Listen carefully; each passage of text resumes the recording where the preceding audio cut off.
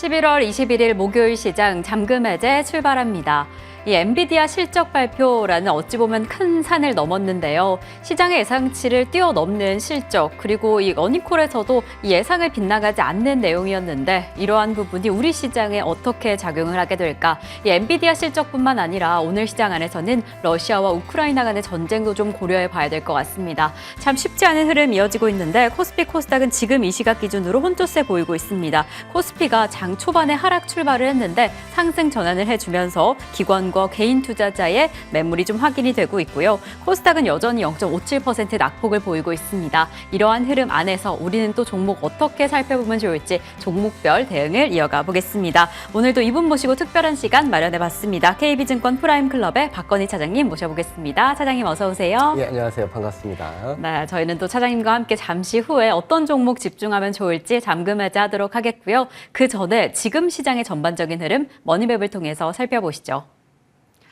네, 지금 삼성전자와 SK하이닉스 오랜만에 동반 상승하고 있습니다. 오늘 양 두 기업이 모두 하락 출발했는데 이렇게 상승 전환을 해줬고요. 삼성전자가 오늘 장 초반에 55,000선이 붕괴되기도 했는데 지금은 0.36%의 상승폭을 보이고 있습니다. SK하이닉스 간밤에 있었던 이 엔비디아의 어닝콜에서 SK하이닉스가 엔비디아를 위해서 뭔가를 하고 있다라는 이야기를 하면서 약간의 훈풍을 기대했는데 그 훈풍에 비해서는 상승폭이 그리 크지는 않습니다. 0.88% 상승 하고 있고 지금 세계 최고층 321단의 4D 낸드 플래시를 양산하겠다. 양산 시작 소식이 전해지기도 했습니다. HPSP는 3.44% 다소 강력한 상승폭을 보이고 있고 한미반도체, 리노공업, 이노테크닉스는 하락하고 있습니다. IT단에서는 LG전자, 삼성전기 모두 상승하고 있습니다.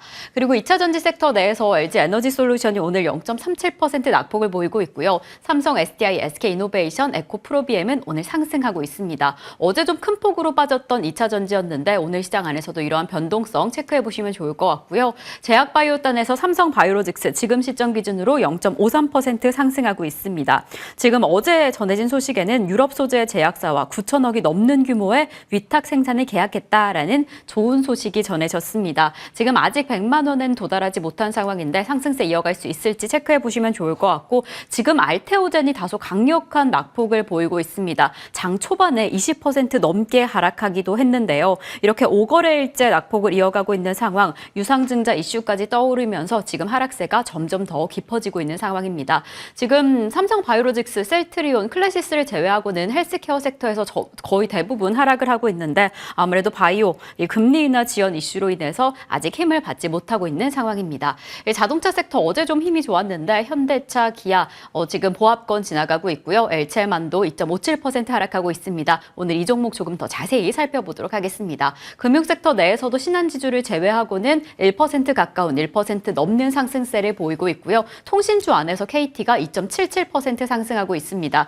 또 오늘 우크라이나 그리고 러시아 전쟁에 대한 이슈가 불거지면서 이 방산주가 반락하고 있는데요. 재건주는 힘을 받고 방산주는 하락하고 있는 상황 오늘 시장 내에서 좀 주목해 보시면 좋을 것 같습니다. 이렇게 전반적인 흐름 머니맵을 통해서 살펴봤습니다. 참 쉽지 않은 상황 속에서도 어떤 종목 집중해서 어떠한 전략 이어가면 좋을지 오늘의 종목 만나보겠습니다. 자, 저희가 오늘 첫 번째로 잠금해볼 종목은요. HL만도입니다. 저희가 방금 머니맵을 통해서 한 2%대 낙폭이 확인이 되더라고요. 그런데 이 시점에서 좀 기회를 잡아볼 수 있을지 키워드 열어보도록 하겠습니다. 과연 지금 전기차 캐즘을 잊을 수 있는 건지 사실 아직 캐즘이 완전히 벗어나지는 못했다라고 하면서 우려감이 좀 있거든요. 전기차 시장 자체도 좀 좋게 보시는 걸까요? 캐즘 우려를 저희 현대기아차가 뭐 글로벌에서 필두로 중심으로 현재 극복을 하려고 노력을 많이 하고 있습니다. 일단 뭐 현대차 같은 경우에는 약간 이제 프리미엄 전기차로 극복을 하려고 하고 있고 기아 같은 경우는 EV3를 필두로 해서 대중화된 모델. 그게 이제 11월 달 같은 경우에 유럽에서 출시가 됐는데 굉장히 핫하거든요. 대중화와 이런 프리미엄 시장을 다 잡아가는 현대 기아차고 사실 HL만도 같은 경우가 뭐 그 속해 있는 부품사 중에 하나가 될 걸로 보여요. 근데 제가 여기 이제 HL만도의 지역별 매출 추이를 이렇게 쭉 가지고 왔는데 사실 뭐 독보적으로 이제 한국에 대한 매출 비중이 제일 크죠. 이제 2025년도도 3조 원대로 올라가고 무엇보다 좀 눈에 띄는 게 중국 시장이 있어요. 좀 의아해요. 그게 왜 그러냐면 저희가 이제 한국의 전기차 사업이 중국의 이제 저가형 이런 모델들 때문에 좀 많이 힘들어 하고 있는데 되려 HL 만도 같은 경우에는 북미 시장을 잡아주면서 중국에 대한 매출도 굉장히 비중이 큰 회사 중에 하나가 될 걸로 보여요. 그런데 이 중국과 북미가 어떠한 이 모멘텀을 좀 가지고 올 것이냐. 일단 중국 시장에서 EV 관련돼 있는 전장화 부품이 수혜가 될 걸로 예상이 됩니다.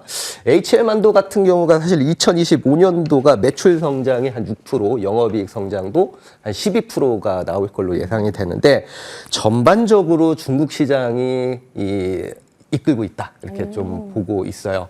자, 이 전장에 대한 부품이 왜 중요하냐면 이 만도가 제품을 보면은 아다스도 많고 샤시 쪽이라 그러죠. 샤시 전장화.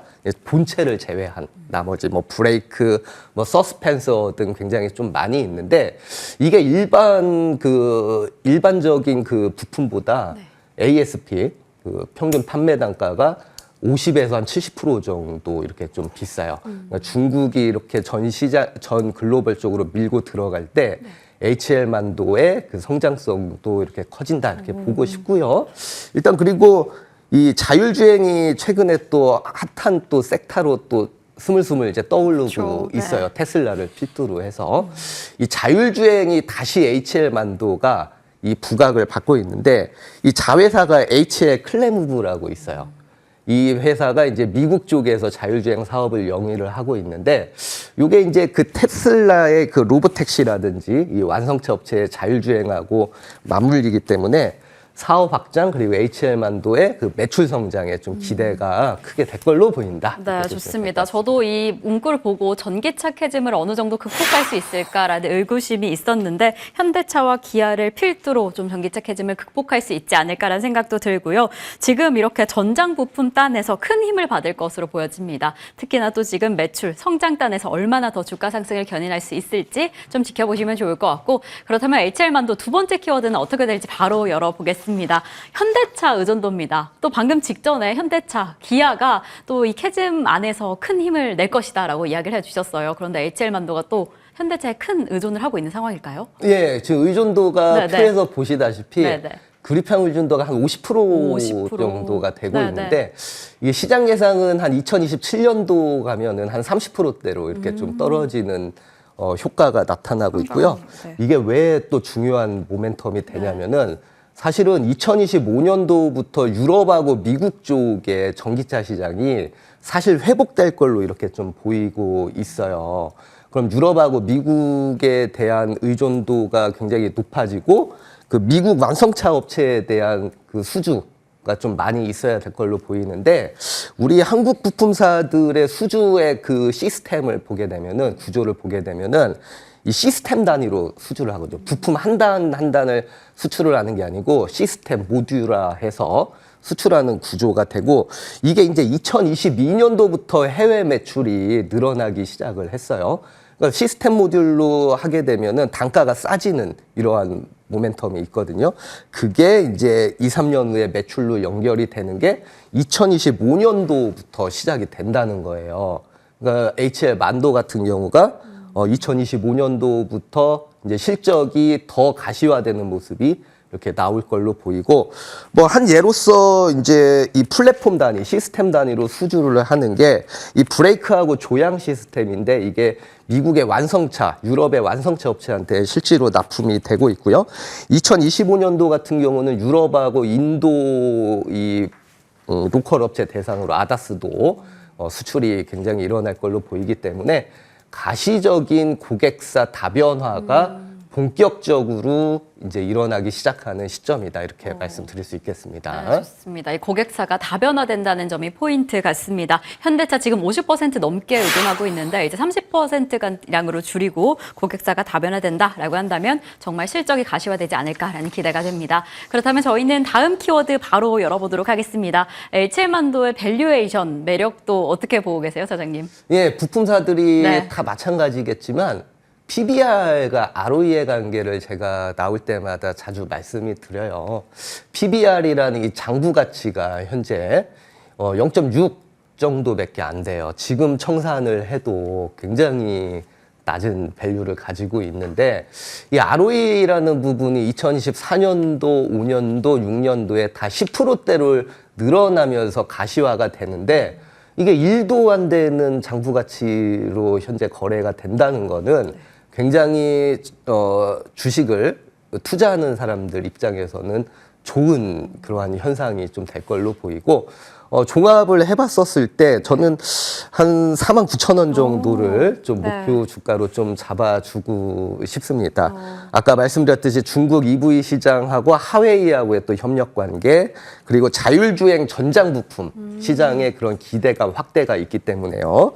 이 긍정적인 그 비중 확대에 대한 그 의견을 제시해 네, 드리겠습니다. 좋습니다. HL만도 뭐 자율주행 모멘텀도 그렇고 여러 가지 측면에서 매력적인 지금 위치 잡아주셨습니다. 목표가 49,000원 향해 보시면서 상승세 지켜보시면 좋을 것 같고요. 그럼 저희는 계속 이어서 두 번째 종목 잠금 해제 해보겠습니다. 저희가 오늘 두 번째로 만나볼 종목 HD 현대건설기계입니다. 사실 오늘 시장 안에서 우크라이나 재건주에 대한 관심도 상당히 많거든요. 네, 맞습니다. 그 측면에서 봐도 될지 좀 키워드를 바로 열어보도록 하겠습니다. HD 현대건설기계 첫 번째 키워드는 신흥국 시장입니다. 지금 네. 우선적으로 좀 가장 두각을 드러내고 있는 신흥국이 어디 있을까요? 신흥국에서 이제 네. 인도를 필두로 일단 그쵸. 좀 가고 있고 네. 브라질 쪽 이렇게 좋아질 걸로 보이는데 사실은 잘 보게 되시면 저 표에서 이제 직수출 부분이라고 있어요. 네. 직수출이 이제 녹색 부분이 될 걸로 보이는데 잘 뜯어보면 2023년도 3분기부터 올해 3분기까지 이렇게 하향이 되는 모습이 나오고 있어요. 이 말인 즉슨 이 러시아 우크라이나 전쟁 여파 부진으로 YOY로 한 30%가 감소를 했어요. 달리 표현을 하자면 전쟁의 여파가 없어지면 다시 회복 단계로 돌아서는 게 그렇죠. 하나의 모멘텀이 될 걸로 이렇게 좀 보이고요. 두 번째로 놓고 보면은 저는 참 그 아쉬운 것 중에 하나가 이제 중국 시장이 좀 될 걸로 보이거든요. 근데 중국 시장이 사실은 2020년도만 하더라도 매출 비중이 한 3천억 정도 됐었는데 지금 500억대로 뚝 떨어져 있는 모습이거든요. 네. 그러니까 요 중국 시장만 조금 회복이 되면은 굉장히 모멘텀을 좀 세게 받을 수 있을 걸로 이렇게 보여요. 근데 중국도 이제 서서히 살아나는 나오고 모습이 있다. 네. 보이고 있다 이렇게 보이는데 11월 15일이었죠. 네. 중국의 70대 이 대하고 이 중고 가격, 네. 아파트 가격, 주택 가격이 발표가 됐는데 거래량이 상당히 많이 늘었어요. 일선 도시에서. 많이 늘은 데는 거래량이 100% 이상 늘은 데가 있거든요.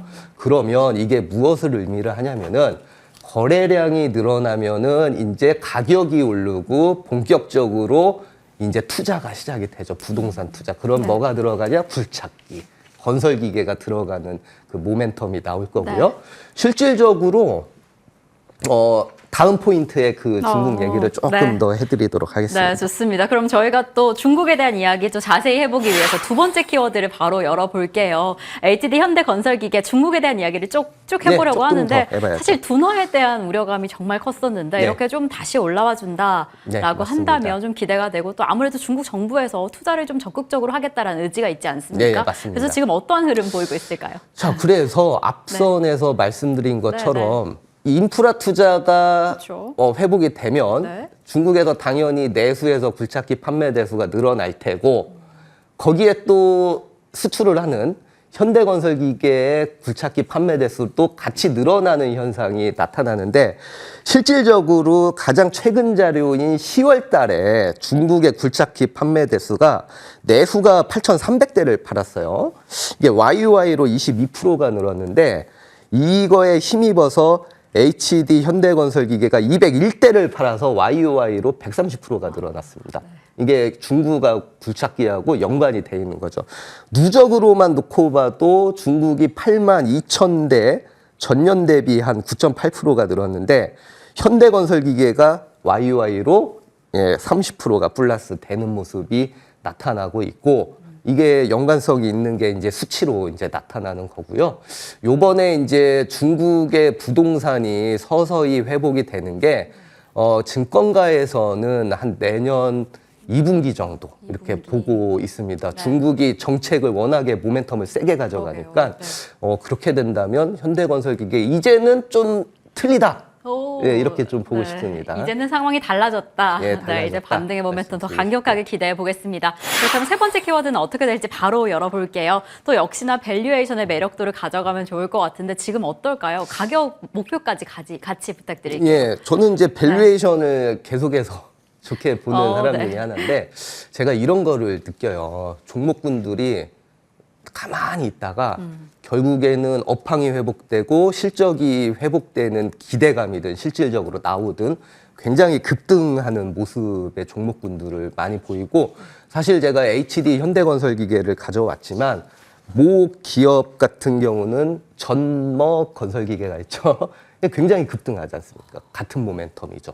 수익은 개선되는데 저평가 지속 한번 기대해 보자고요. 그래서 한 65,000원 정도가 적정한 가격이 일단 아니겠느냐 이렇게 좀 말씀을 드리도록 하겠습니다. 네, 좋습니다. HD 현대건설기계 목표가 65,000원 잡아주셨습니다. 또 강력한 밸류에이션 함께 좀 기대해 보시면서 지금 주가 상승폭 함께 살펴보도록 하겠습니다. 이상으로 KB증권 프라임클럽의 박건희 차장님과 함께했습니다. 차장님 오늘도 감사드립니다. 예, 감사합니다.